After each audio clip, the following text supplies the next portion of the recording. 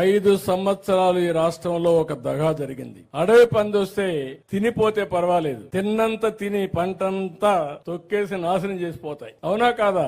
5 ఏళ్లు అదే జరిగింది. ఎంత కావాలన్న దోచుకున్నారు, మిగిలినంత సర్వనాశనం చేసి నా జీవితంలో 4వ సారి సీఎం అయ్యాను గాని నాకే అర్థం కావడంలో, ఇంకా పట్టు రావడంలా. దానికి కారణం చూస్తే 10 లక్షల కోట్ల రూపాయల అప్పు. 10 లక్షల కోట్ల అప్పు ఉన్నాయంటే మీరేమంటారు? మీరు ఏమున్నా ఉండేయండి, నా పని మాత్రం మీరు చేయాల్సిందే. అది మీరు నా మీద పెట్టుకున్న నమ్మకం. ఎన్ని కష్టాలున్నా, ఎన్ని ఇబ్బందులున్నా ఈయన కోటేస్తే మనం సురక్షితం, రేపు అన్ని అయిపోతాయని నా మీద నమ్మకం పెట్టుకున్నారు మీరందరూ. అది ఒక ఈ సంబేపల్లె కాదు, రాయిచోటే కాదు, ఆంధ్రప్రదేశ్ రాష్ట్రం అంతా పెట్టుకున్నారు. దానికి కారణం గతంలో చేశాను, మళ్లీ చేస్తాడు కాబట్టి మనం ఓటేద్దామని వేశారు. అందుకే గెలవని రాయి చోటు కూడా గెలిచిందంటే అదే ఉదాహరణ. అయితే నేను కూడా ఏం చేశానంటే, కేంద్రంలో మీరు చూశారు 4-5 ప్రాజెక్టులు, అసాధ్యమైన ప్రాజెక్టులను శాంక్షన్ చేపించాం. అమరావతి, పోలవరం, అక్కడి నుంచి విశాఖపట్నం స్టీల్ ప్లాంట్ ప్రైవేటైజేషన్ అయిపోతా ఉంటే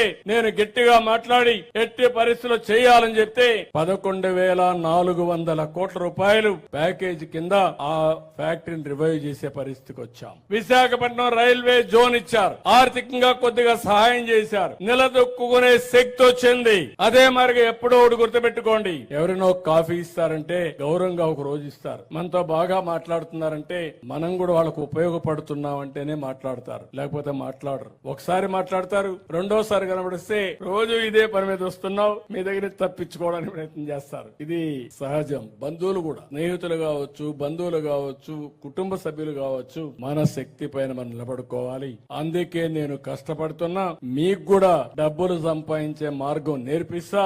అందుకే నేను ఒక మాట చెప్పాను ఎన్నికల ముందు, మీరందరూ గుర్తుపెట్టుకోవాలి, సంపద సృష్టించాలి, సంపద వల్ల ఆదాయం వస్తుంది, ఆదాయాన్ని సంక్షేమానికి అభివృద్ధికి ఖర్చు పెట్టాలి. ఇది నిరంతరం చేసుకుంటూ ముందుకు పోవాల్సిన అవసరం ఉంది.